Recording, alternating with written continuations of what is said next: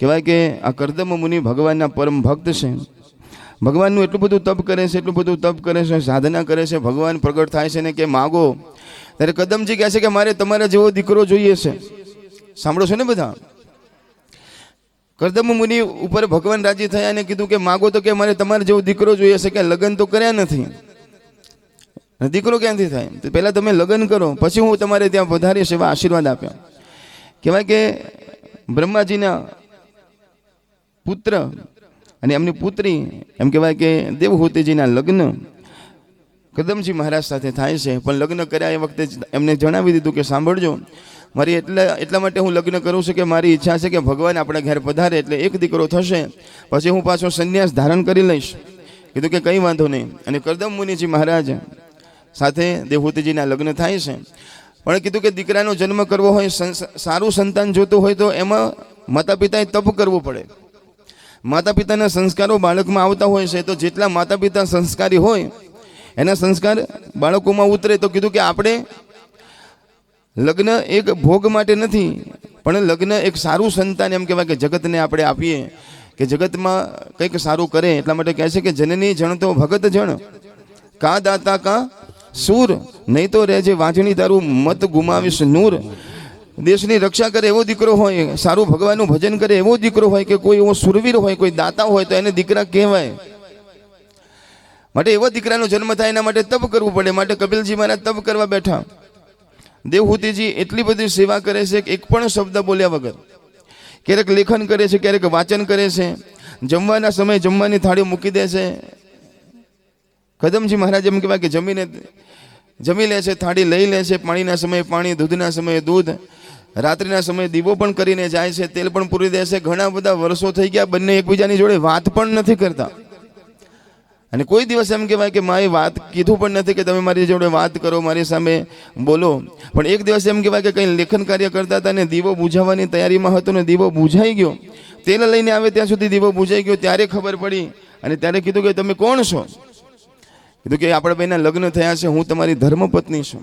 ત્યારે એમને યાદ આવીને કીધું કે ઓહો, મેં મારા તપમાં ને તારી ઈચ્છાને પણ ધ્યાન ન રાખ્યું. માટે કહેવાય છે કીધું કે હવે તું ચિંતા ન કરે, જેના માટે લગ્ન કર્યા છે કામ આપણે જરૂર કરશું. પણ એમનું શરીર એમ કહેવાય કે સુકાઈ ગયું હતું. તો એક સરોવર એમ હોય, સરોવર બનાવે છે ને કીધું તમે આમાં સ્નાન કરવા માટે જાઓ. અને દેવહૂતિજી એમ કહેવાય કે સાવ સુકાઈ ગયા હતા, પણ જેવો અંદર સ્નાન કરવા માટે ગયા તો રૂપનો અંબાર બની સુંદર મજાનું શરીર પ્રાપ્ત કરીને એમ કહેવાય કે પોતે બહાર આવે છે. એક સુંદર મજાનું વિમાન બોલાવે છે અને એ વિમાનની અંદર એમ કહેવાય કે પતિ પત્ની બંને જણા જાય છે. અને વિમાનની અંદર એમ કહેવાય કે ઘણા વર્ષો સુધી એમ કહેવાય કે આકાશમાં રહેશે ને ઘણા બધા વર્ષો વીતે છે. 1, 2, 3 નહીં 9 દીકરીનો જન્મ થાય છે. ઘણા વર્ષો વીત્યા પછી એ કામદ વિમાનમાં ઉપર ફરતા હોય છે. અચાનક યાદ આવે છે કે મેં એક પુત્રની વાત હતી ને 9 દીકરીનો જન્મ થઈ ગયો, હું તો બધું ભૂલી ગયો. એટલે કીધું કે હવે મને માફ કરો, હું જઉં છું જંગલમાં તપ કરવા. ત્યારે દેવહૂતિજીએ કીધું કે આવું ન ચાલે. તમે કીધું કે પુત્ર થશે પછી તમે જશો, આ તો દીકરીઓ છે, દીકરીનું ધ્યાન કોણ રાખશે, એના લગ્ન કોણ કરાવશે, આગળ બધું શું થશે? માટે દીકરાનો જન્મ ન થાય ત્યાં સુધી તમારે ન જવાય.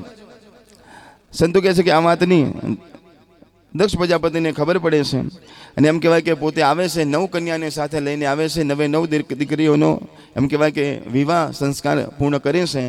અને એ જ દેવહૂતિ અને કરદમ મુનિને ત્યાં કપિલ નારાયણ ભગવાનનો જન્મ થાય છે. બધા પ્રેમથી ભાવથી જય જયકાર કરશું. બોલો કપિલ નારાયણ ભગવાન કી જય.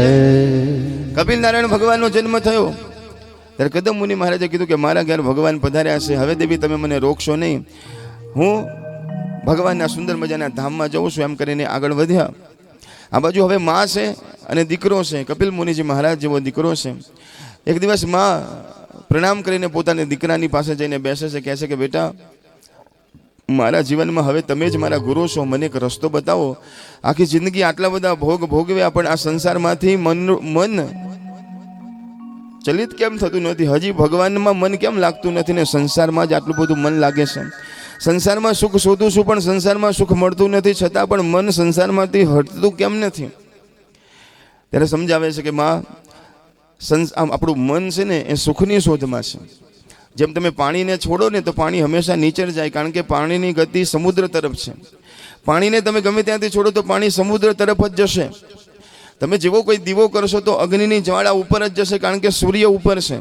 તો અગ્નિ જ્યાંથી પ્રગટ થયો છે ત્યાં જવાની કોશિશ કરે છે.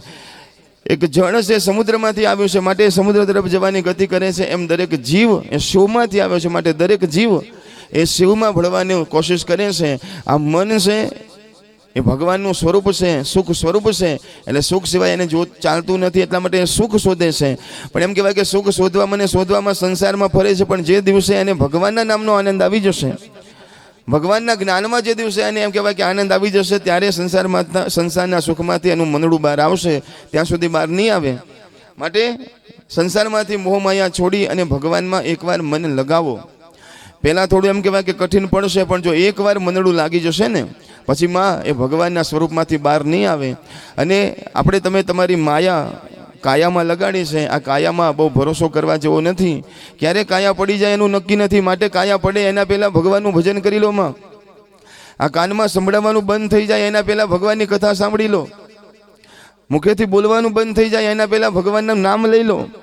હાથમાં તાળી પાડવાની શક્તિ જતી રહે એના પહેલાં ભગવાનના નામની તાળી પાડી લો અને ભજન કરી લો.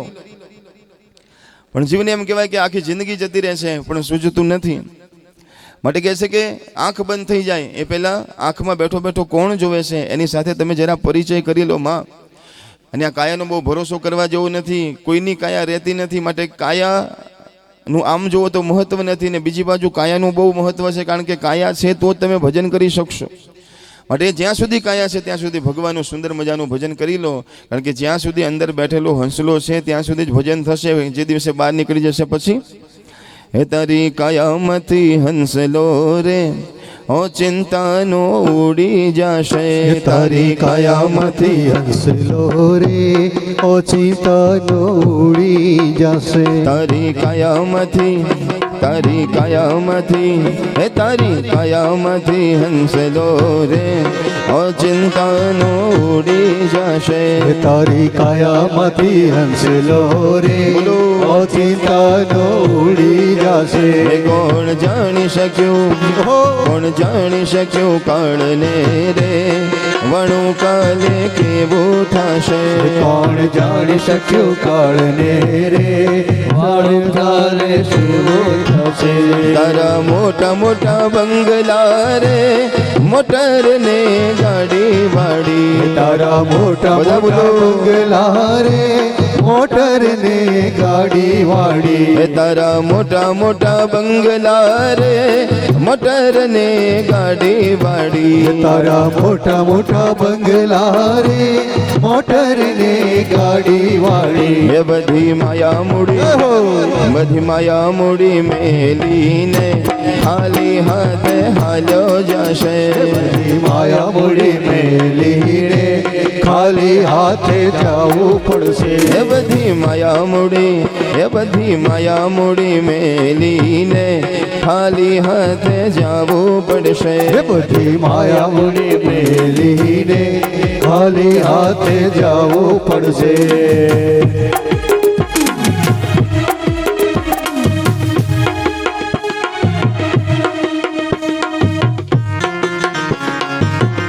જય હો.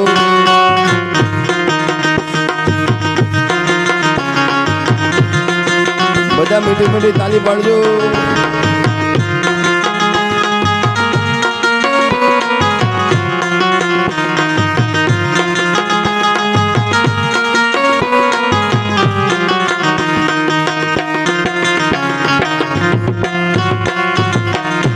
બોલો ભૈરવનાથજી મહારાજ કી જય હો. તારો દેહ રૂપાડો રે નહીં રાખે ઘરમાં ઘડી. તારો દેહ રૂપાળો રે નહીં રાખે ઘરમાં ઘડી. તારો દેહ રૂપાડો રે નહીં રાખે ઘરમાં ઘડી. તારો દેહ રૂપાળો રે નહીં રાખે ઘરમાં ઘડી. બધા સગા સંબંધી રે થોડા દીમાં ભૂલી જશે. બધા સગા સંબંધી રે થોડા દીમાં ભૂલી જશે.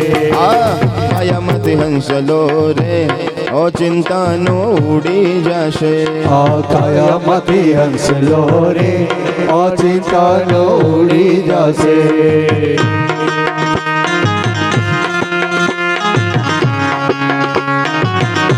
હરિ બોલ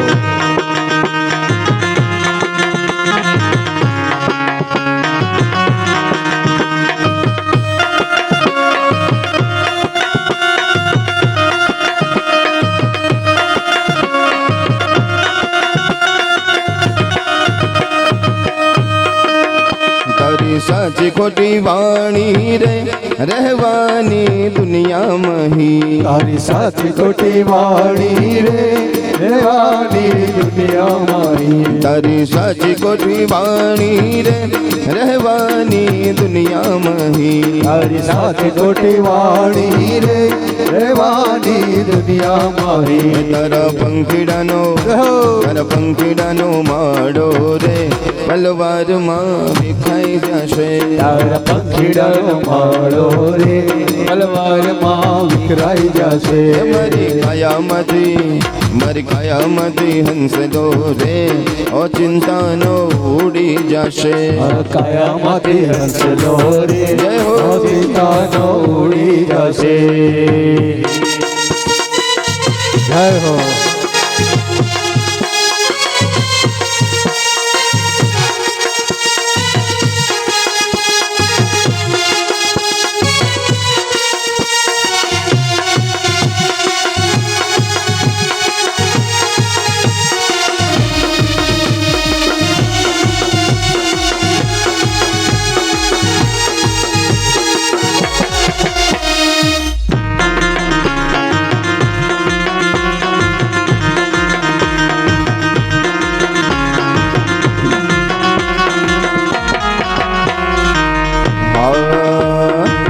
તો કહે છે કે મરવાનું તો બધાને છે ને ઓચિંતા મરવાનું છે તો શું મરવાથી ડર્યા જ કરવાનું શું તો અહીંયા બહુ સરસ મજાનો રસ્તો બતાવે છે કે મનુષ્ય જન્મ મળ્યો છે તો કરવાનું છે શું તને મળ્યો રૂડો મન ખો બાંધી લેને જીવન ભાતો તને મળ્યો રૂડો મન ખો બાંધી લેને જીવન ભાતો તને મળ્યો રૂડો મન ખો બાંધી લેને જીવન ભાતો તને મળ્યો રૂડો મન ખો બાંધી લેને જીવન ભાતો કર નામ સ્મરણ ને તો ભેરો તારો સફળ થશે નામ સ્મરણ ને તો ભેરો તારો સફળ થશે આ કાયામાંથી હંસલો રે ચિંતાનો ઉડી જશે આ કાયામાંથી હંસલો રે ચિંતાનો ઉડી જશે માટે જ્યાં સુધી મારીને તમારી પાસે શરીર છે ત્યાં સુધી ભજન કરી લેજો આંખો જ્યાં સુધી જોવે છે ત્યાં સુધી ભગવાનના દર્શન કરી લેજો ચલાય છે ત્યાં સુધી તીર્થોની યાત્રા કરી લેજો પગ સારા છે નાચી લેજો હાથ સારા હોય તો તાળી પાડી લેજો અને ગાઈ લેજો શું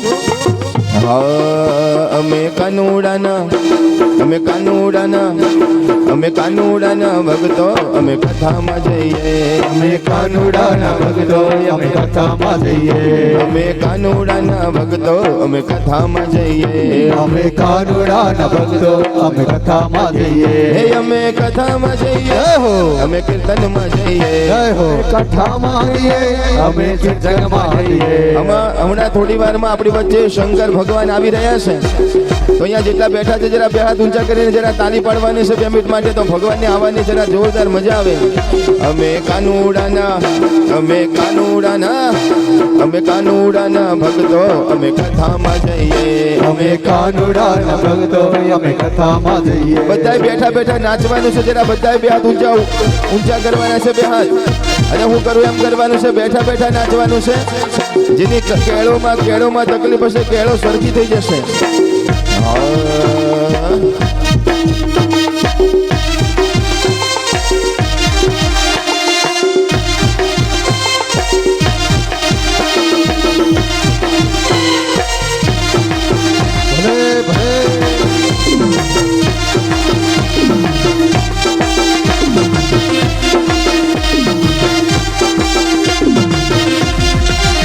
અમે કથામાં જઈએ અમે ભજનમાં જઈએ અમે કથામાં જઈએ અમે ભજનમાં જઈએ અમે કથામાં જઈએ અમે સત્સંગમાં જઈએ અમે કથામાં જઈએ અમે સત્સંગમાં જઈએ અમે કાનુડાના અમે કાનુડાના અમે કાનુડાના ભક્તો અમે કથામાં જઈએ અમે કાનુડાના ભક્તો અમે કથામાં જઈએ અમે કાનુડાના ભક્તો અમે કથામાં જઈએ અમે કાનુડાના ભક્તો અમે કથામાં જઈએ જય રણછોડ આખણ ચોર જય રણછોડ આખણ ચોર જય જય જય જય જય રણછોડ આખણ ચોર જય જય જય જય જય રણછોડ આખણ ચોર મંદિરમાં કોણ છે રાધારણ જોડ છે મંદિરમાં કોણ છે રાધારણ જોડ છે ચિતડાનો ચોર છે રાધારણ જોડ છે 1 2 3 4 ગણો જય જયકાર 1 2 3 4 કનૈયાનો જય જયકાર બોલો બોલો કૃષ્ણ કનૈયા લાગે કી જય દ્વારિકાધીશ કી જય